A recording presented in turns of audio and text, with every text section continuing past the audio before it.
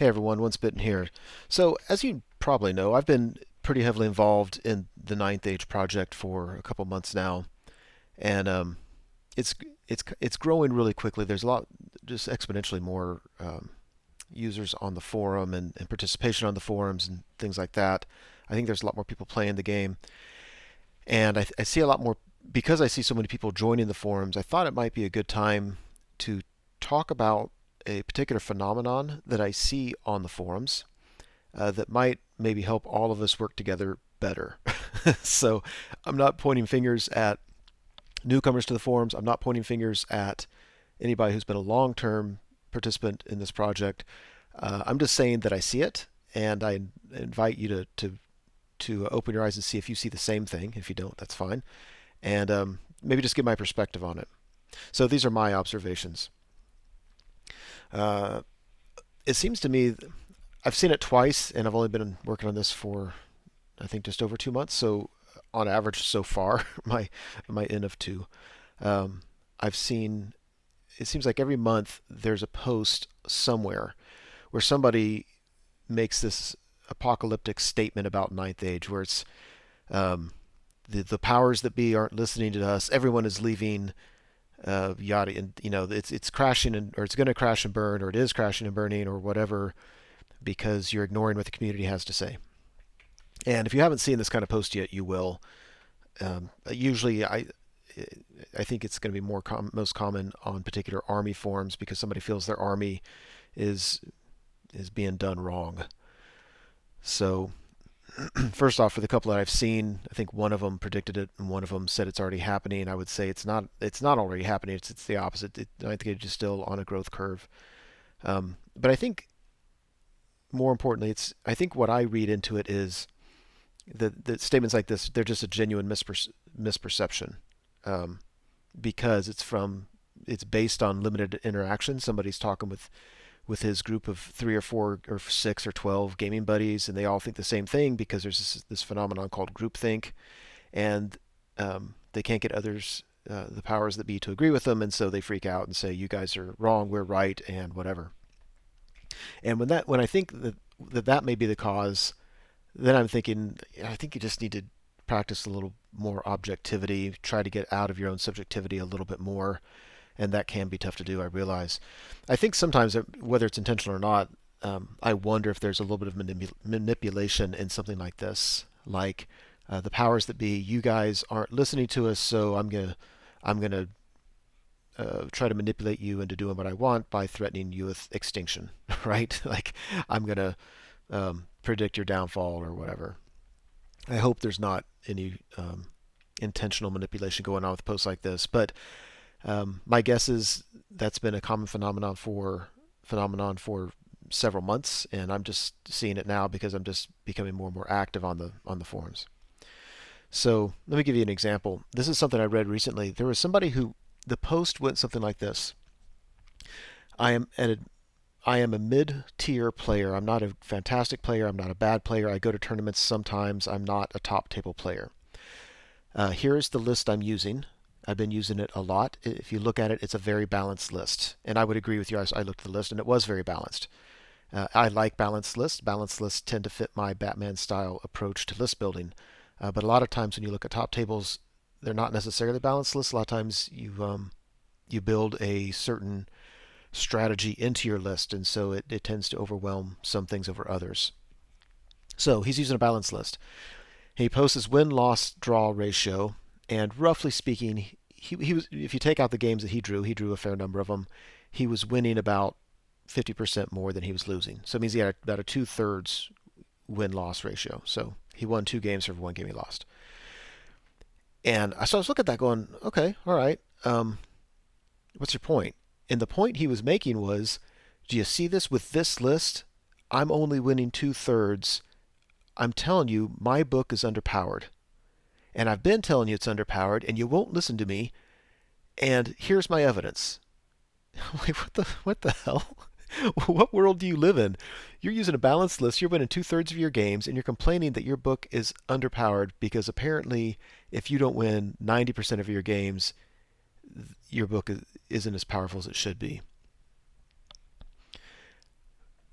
I'm at a loss for words, and I think this post is what compelled me to make this video. I'm like, do you hear yourself? Like, really? Okay. So here's my interpretation of something like this. One, I think there's a misconception that the Ninth Age being a community-driven project means that it's a community-controlled project. And I think if that's kind of the tacit impression you've had, I think you need to reevaluate it. I think that's incorrect. Um, this project was created by a small group of people who have been working for a long, long time, put in hours that I can't quite comprehend. I can't keep up with the work on the forums in my small role, and I see these people spending a heck of a lot more time than I do. They're put in a ton of time for a long time, and although I haven't heard it said explicitly, my impression is they would say something like, "Make no bones about it, we're the ones making the ultimate decisions on things. We didn't put in all this work to turn this into a democracy where somebody can just step in off the street and start changing stuff. They had an idea for a game that would work, and they are busy making that game. Now, there is a big effort to make it community driven. What does the community want, broadly speaking, and how can we get there? I'm reminded a little bit of the difference between a democracy and a democratic republic. Because in a democracy, everybody gets an equal vote on all the decisions, and there's a reason why there are no countries that I know of that have an actual democracy. It would be awful. It would be one step next to anarchy. What we have are democratic republics where we elect leaders and they make the decisions because you need somebody with access to a broad perspective who can make decisions. Now, the analogy isn't perfect because the Ninth Age is not elected. It's basically the people started it, and they are the ones that have the power in it. And I'm perfectly comfortable with that. I don't like working within pure democracies. If you just think about times when you've been in them, it's a lot more work than it's worth. So I think, though, when people get this sense that because they're on the forums making posts, therefore they have some kind of right to have their ideas implemented, it almost seems like there's a sense of entitlement with that. Another thing I read into that is sometimes people, because they see things a certain way, um, they go down a slippery slope where their perception now is truth, and if anybody else can't see it, they must be either dumb or have some kind of agenda or something like that. So I think, yeah, this is my bias. This is where I'm coming from with this whole video. Is I think that this is a community-driven project. It is not something where just because somebody steps in and says they want their opinion to matter, that everybody else is going to say, "Oh, well, absolutely," because that would be impossible. It would be absolutely impossible and miserable. So here's what the reality is as far as I'm concerned. This is a system created by players, created for players. That does not mean that everyone gets their wish list. That it would be impossible. I challenge you to look on any of the Army forums, and I think you will see a consistent message across most of them where they feel that they are underpowered. And you'll see posts repeatedly. Wouldn't it be cool if we yet did something different with our book? You know, if we just ignored what was done already with this unit or with the book as a whole or whatever and go in a totally different direction, wouldn't that be cool? And posts like that I'm actually okay with because it's kind of fun to engage in wish listing and to play around with ideas like that. But when some people post, wouldn't it be cool if, and they do it in a way that they're saying, no, really, this is what we should do, it can be a little bit obnoxious. You'll see a lot of posts that say, yeah, so there's this unit in our book, it's good, but, you know, it would be less vulnerable if, and then they start giving suggestions and they want to change. And as an Army book committee member for the Beast Herds, I don't know. It's like, you know, you create a book, you know it's not perfect. It can't be, but you know, it's like, let's fix what's broken. But when people focus on things that aren't broken, they just want everything in the book, or they want one thing, but if everybody in the aggregate wants everything tweaked, it it's just impossible, and it feels a little bit like a thankless task. Um, so I think most of you know this. These Army books were created kind of in a vacuum of knowledge in terms of what other books were doing. So everybody, come up with something fun, make it competitive, try to be about equal power level as um, the Army compendium that the Ninth Age originators, I guess, created a while ago. Keep that power level, but you didn't know what anybody else was doing, so it was always scary. It's like, okay, well, let's make sure we can win games, and we do this, this, this, and it was tough sometimes to say, well, let's make sure that we're still at the right power level and we don't make it overpowered because then that's just going to cause problems. And what happens sometimes is when the army books are created, and either the book as a whole or one or two or three units are overpowered, then the community sees the rules, right, like in a beta edition, and then when those units get nerfed a little bit because we need to get all the books on the same power level, then some people are like, "Oh, I can't believe it. Oh, we're being picked on. I can't believe you changed that. It was perfect just the way it was because it was overpowered." I would say it's going to take time to balance the different army books with each other. It's just really, really tough. I don't understand why some people, and I don't see this a ton. I see a little bit of people who just freak out. Like they see the book and they're like, "Oh my gosh, oh, it can't win a game. It can't win a game." Oh, I'm like, oh my gosh, it just came out. I mean, and when it's a beta, I mean, we say we're going to try to balance them, and I mean, and some people freak out even if their book was perfectly balanced, which of course is impossible. What the rules team is trying to do, by the way, is when they're trying to find this external balance, one thing they look for is there a way to abuse the builds that could come from this book? Like there could be a really cool design, it would work great as long as people don't do this. But how complicated do you need to make the rules so people can't do that? So sometimes it's easier just to say, okay, well, the unit can't do this other thing at all because it lends itself towards abuse. And then, people get frustrated. Well, it's really cool. It's like, yeah, but the rules team's job is to make sure the game doesn't become unfun because some things are easily abused. And we all know that people will abuse anything they can. Some people will. And sometimes that preventing those abusive builds cause collateral damage. A part of the reality as I see it is that every army needs to have weaknesses. And I think when you say it that way, I think everybody would say, well, yeah, of course. I mean, every army should have kind of a unique feel and flavor, and that needs to include some kind of weaknesses to it. But there's a lot of people that really don't want that. They want their, and I mean, all of us do this at least at times. It's like, my army has this one glaring weakness, and what if we did this, it would shore that weakness up. But the reality is, and I hate that word reality, but my perspective is that the weakness is what makes the game good. Your army needs to have a weakness. And it'd be great if every army could have a different weakness and we could still somehow find a way to keep them all as balanced as possible.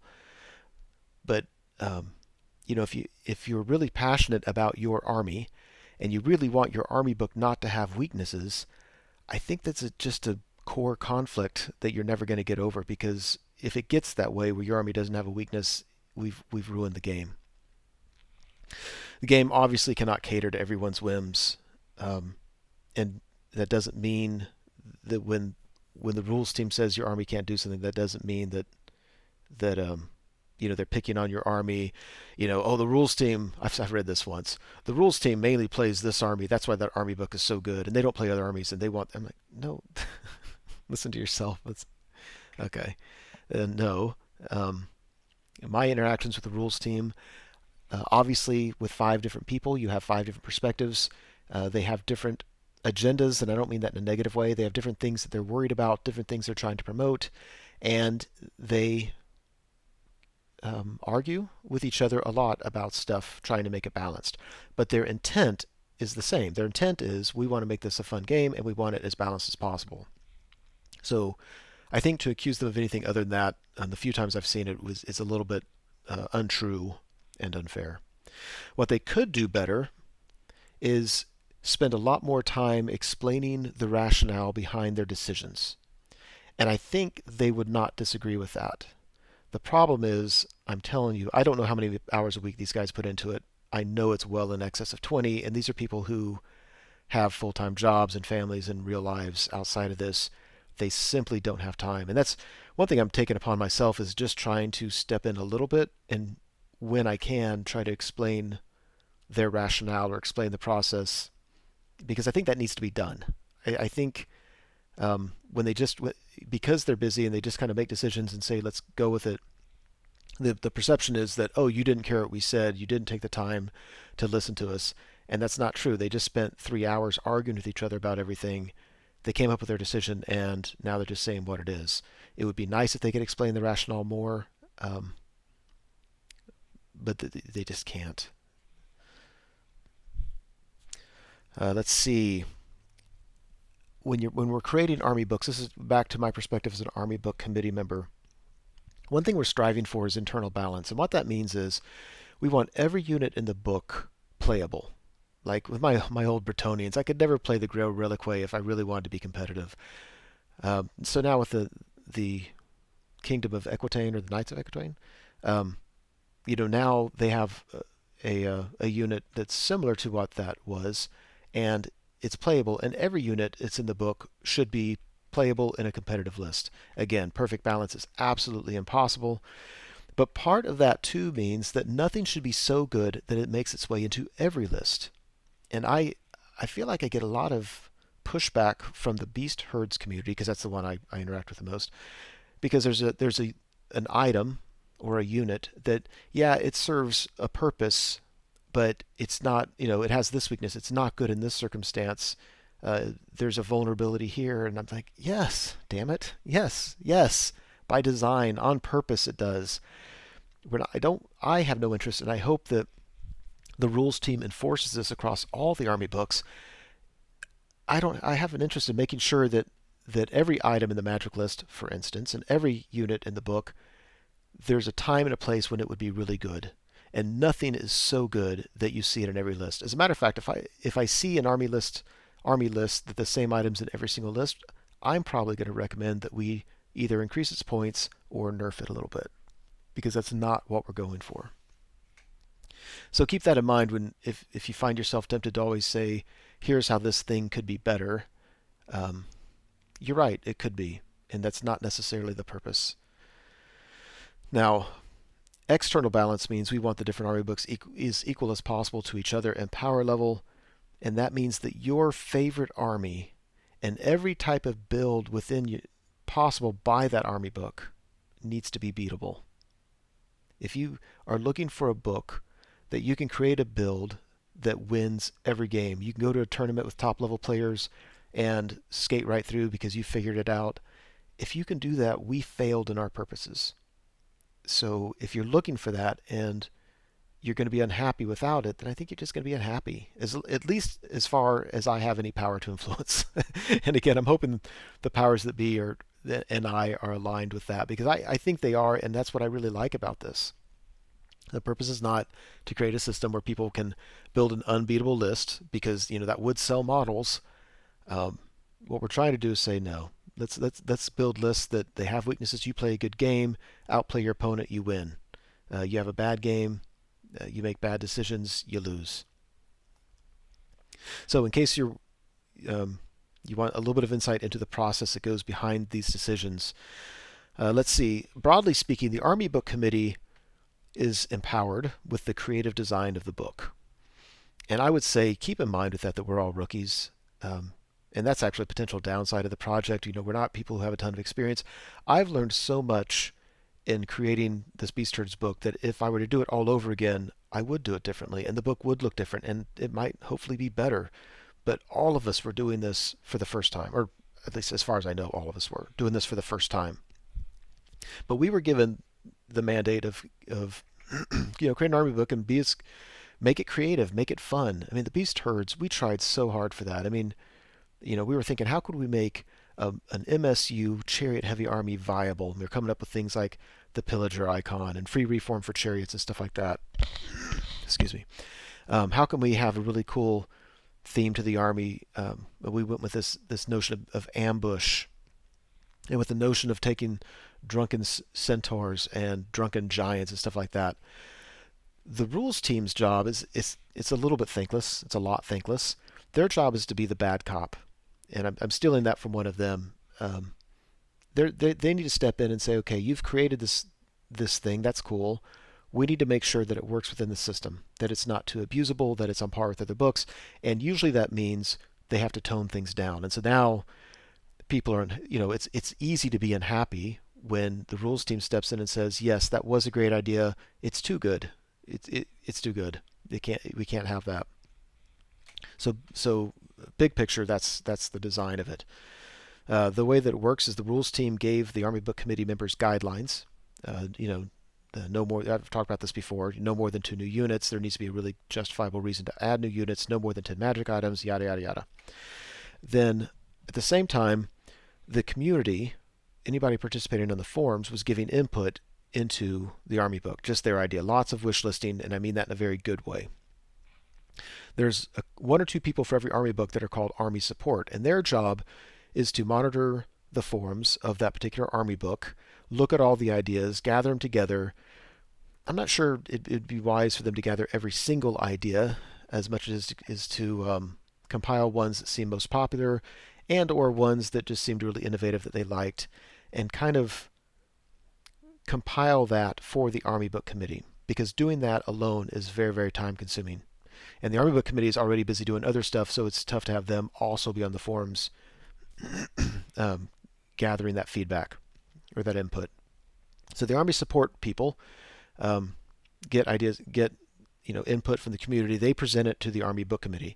The Army Book Committee is sitting there with guidelines from the rules team, input from the community, their own personal biases in terms of what they are hoping to accomplish, and they're working together with all that to say, okay, what can we do? And what we're trying to do, again, is we're trying to create something that has a unique feel and flavor. What does the beastmen, the old beastmen, the new beast herds, what do we want them to be about? What's their thing that make it really unique? What we don't want to do is be what I have criticized Kings of War as where all the armies kind of look the same. The stats are very similar. The rules aren't that much different. It feels like kind of the same army in different guises. And players of Kings of War disagree with me on that, and that's totally cool. I apologize for criticizing your game if I'm wrong. But that was my impression anyway. And we don't want that. We want these army books to say, if you want to play a knight-heavy army, the old Bretonnia, if you want to play that, it should have a certain style of play and a certain feel about it. And so you're trying to create that. And that means that you have strengths and you also have weaknesses. Anyway, so we came up with stuff. We turned it into the rules team. They looked at it, and they were looking at it in terms of every single character with every single possible upgrade, every unit.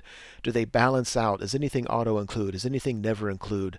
And then, to the extent they could, they were looking for extra. How does this seem to compare with other army books? But the other army books weren't completed yet either, so that was really rough to do at the time. And is there anything here that could be abused? And they just made decisions, and in our case, there was some back and forth. We were on a document with them, people leaving comments, and we were allowed to reply back and forth. We agreed, we disagreed, we argued, we found creative solutions. They weren't jerks about it, and a lot of times we felt like we were in an impasse, and a member of the rules team would come in and say, well, what if you did this? I'd be like, I hadn't thought of that. Wow, that's actually maybe too powerful. Okay, yeah, let's do that. So there was interaction with the Army Book Committee. If the Army Book Committee had the stuff turned in on time and were willing to engage in productive dialogue. So then we came out with a beta, and now what we're doing is the rules team committee. There are 16 Army books that they're over, as well as the main rule book. So they said, the Army Book Committees, they said, look, you can submit 1 issue a week. That's about all we have time for. That's 16 issues every week they have to deal with on top of everything else they're doing. And so the Army support went to the community. They were gathering feedback.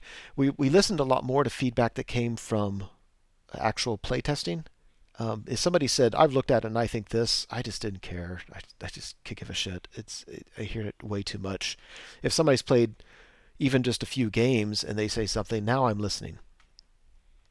But we have to take all that feedback and prioritize them and say what's most important. We get 1 thing a week, and we're not going to get it forever. We're not going to be able to tweak every little thing, especially when they're big tweaks. I mean, the things, we tried to get the big tweaks worked out in the original design. So The only big tweaks you should see after the beta is when there's something fundamentally flawed about the army design and the army mechanics. With the beast herds, I don't think there's anything that broken. But we have to prioritize them. Only the biggest things are considered. We can't change everything, and nobody wants an army book that is constantly changing. Like, we're not going to change one thing a week for the next year. That would drive me batshit crazy. Um, but we need to. There's some things that need to be fixed. So now at this stage of the game, when I see people go on the forums and they say, "Oh wait, wouldn't this be cool?" and they start to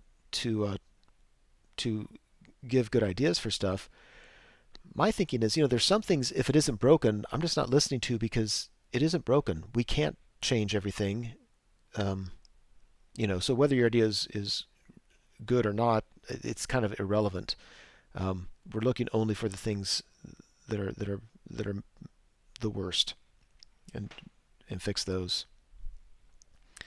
So an example I see all the time is somebody will say, "Hey, are there any suggestions for fixing this unit?" And I'll read that and I'll say, "That unit isn't even on my radar. That I like that unit." And I haven't noticed a lot of feedback complaining about that unit. And somebody else or several people will reply back to that post and they'll say, "That unit isn't broken. I like it how it is now. I use it in this kind of list and it works really well." And then the original poster will come back and say, "Well, I tried it in this other kind of list and I didn't like it at all."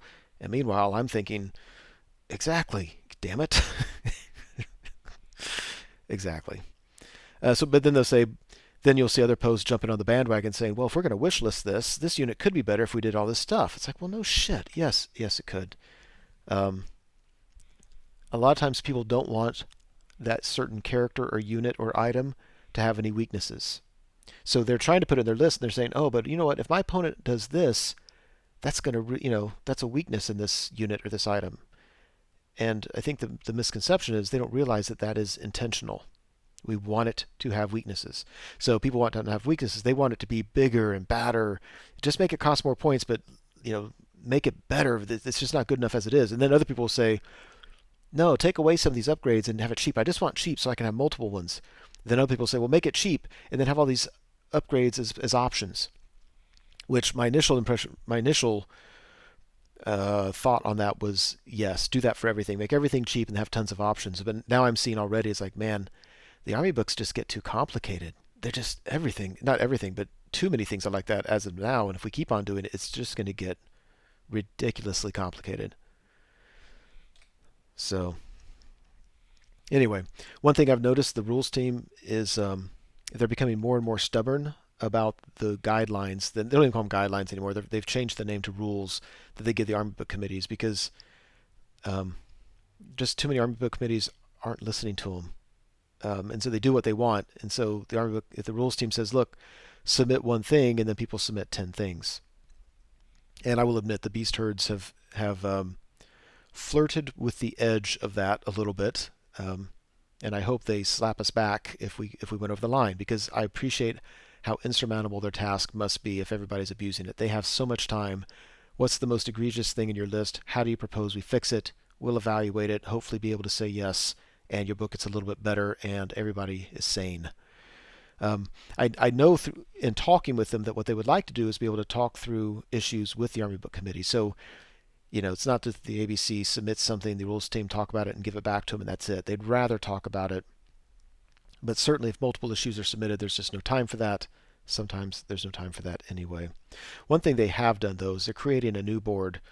So there's the rules team, and then there's the balance board. And the balance board is like the rules team, but all they look for is external balance between the Army books. And it consists solely of really experienced tournament players, and I'm excited for that. I'm excited. I think the rules team's workload needs to decrease because I think there's no way people could keep this level of activity up for very long. And I like that there's a group of really smart, experienced people whose only job is to try to make the books balanced. So a danger I see for the Ninth Age, and I don't mean this like I'm predicting it. I'm saying I'm predicting challenges that we need to be careful about. One challenge is I don't want our armies to all look the same. And if every army book, and I think I've done this a little bit, and I wish I could go back in time and take back some decisions, but if every army book continually shores up, the weakness of the army book so they don't really have a weakness. And if every army book says, you know what, other books have this, we don't have that, so let's put this in our book so we have that too. Well, over time, we're just going to get to a point that all the books are the same. And I don't think that's in our best long-term interest. I think it's in our best interest to keep them distinctive. The beast herds, uh, we have our centaurs, but really we don't have cavalry. We have some medium cavalry, but we don't have a lot of good options. We don't have any monstrous cavalry. We don't have any war machines. We kind of have, one monster that kind of can throw a stone, kind of. Um, uh, we need to be okay with that, and I think other army books need to be okay with that, so we can have some unique armies there. Vince Venturella has some experience with game design, and I don't know where he got this, but he talks about bottom up game design and top down game design, and I think um, bottom up game design is when you say what we're looking for here is the mechanics of the game. All we care about is issues like balance, and to get external balance, that means that every army would need to have every type of unit and really be very, very similar. Um, and that's the danger I'm talking about. And ironically, I'm a bottom-up game designer. I realize my primary concern is the playability of this army. A top-down game design is when you focus more on what are beast herds supposed to be? What are the knights of Ecotwain? What are they supposed to be about? And you design the rules and the units around that. And then at the end, you try to make it as balanced as possible. But it's really just where's your focus at? And I think Ninth Age so far has been very much a bottom-up game design, and I'm okay with that. But I think at some point we need to make sure that there's also a top-down focus. Let's make sure that there's uniqueness and flavor. I like the idea of having flexibility in terms of options. Like, hey, let's get a monster and just keep them cheap so you can have multiple monsters, or have a bunch of upgrades so you take fewer monsters but they have more chance of surviving or whatever.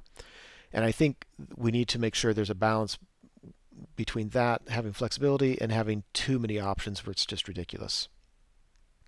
Another thing I would just throw out there is that every post you make on the forum contributes to the culture of the forum as a whole. And right now I think we have a really good culture there.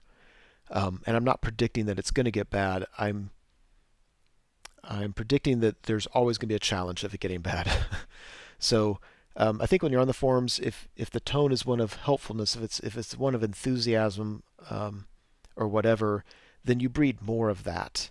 At the same time, if people post a lot of negativity, then you're going to breed negativity in others too. And I know I used to be on Warseer a lot, and I liked Warseer.com, but I know that I read in a lot of places they jokingly called it Wineseer or things like that, where basically everybody was always just complaining and whining on there. And I'm like, whether it was or wasn't, I think it's still true that if you get a forum where the culture is we all just are negative and complain, then it gets just to be an ugly place to live. So I would just say that I think you should participate on the forums. I think it's a way of interacting with the hobby when you can't get in a game. You can interact with the hobby every day, do whatever you want, talk about stuff. But I think there are ways to do it besides just complaining about stuff. So call for action. Let me have two suggestions, and then I've got a slide after this. So suggestion number one: if you feel your army is grossly underpowered, then before you blow up about it and refuse to play, or just constantly post on the forums about that, why don't you grab another army and play some games and play against your current army? And I think if you play against somebody of equal or better skill than you, I think you'll find that in most cases, you just need to learn how to play your army better. Maybe you just don't get it yet. The way the army was designed is not yet aligning with your style of play and the list you're building. Now, if you grab other armies and play against your army and just whip it to pieces, then you have feedback to give on the forums. But at least do that. Please just don't look at any of the books and just start complaining. I think there's nothing wrong with wish listing. I think there needs to always be wish listing on the forum. That's just good idea generation, and it's fun. I'd like to see other types of posts though. I read recently a post where people were saying they were posting creative combinations of units with items from the book, and they were doing this on the Beast Herds forum, and I read them like I'd never considered that. I've been in the thick of this book for a long time now. I never considered that combination. That looks really fun. There's a couple combinations I'm like, oh, that's really tough. That might be overpowered. But make posts about creative combinations or creative lists that you've created.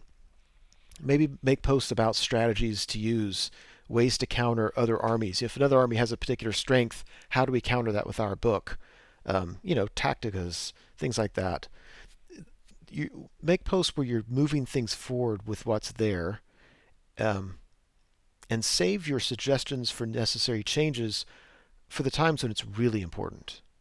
Because if there's tons of posts all the time about, hey, we need to change this, it's impossible to change it all. It just gets lost in the wash.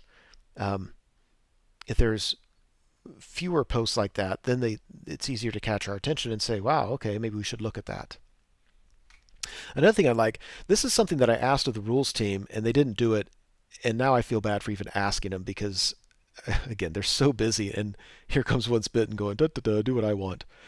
But I think we need to be explicit as a community about these are the armies that are out there. This is what they each should be.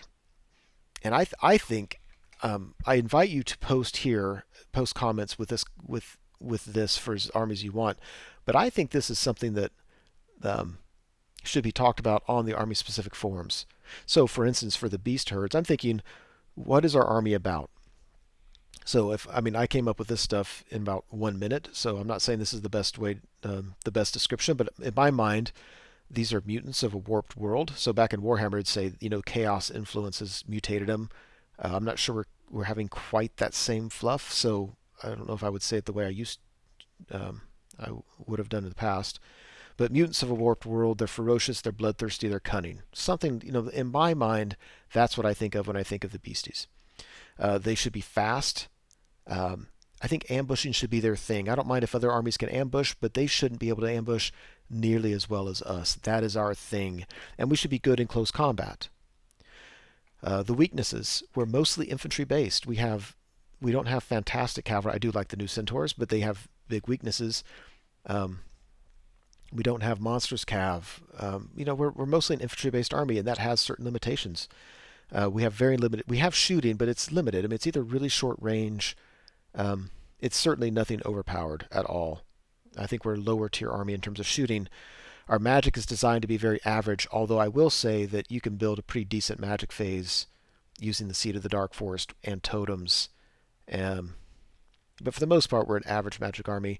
Our armor is just awful. It's very, very difficult to get to a 2-up armor save. I'm not even sure 1-up is possible. It might be. Our troops, rank and file troops, have almost no armor on them.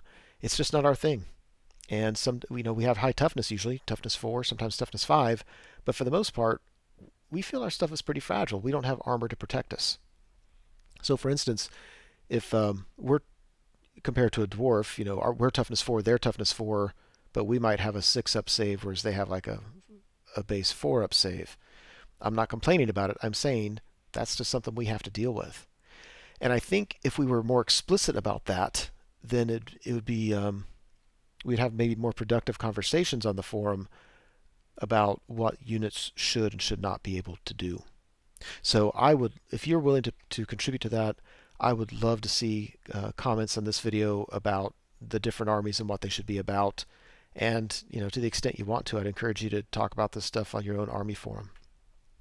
So that's it. That's my observations after a couple months playing on the forums and seeing what some people are doing on the forums and what I think what that means for the project as a whole. So that's it. Hope you enjoyed it.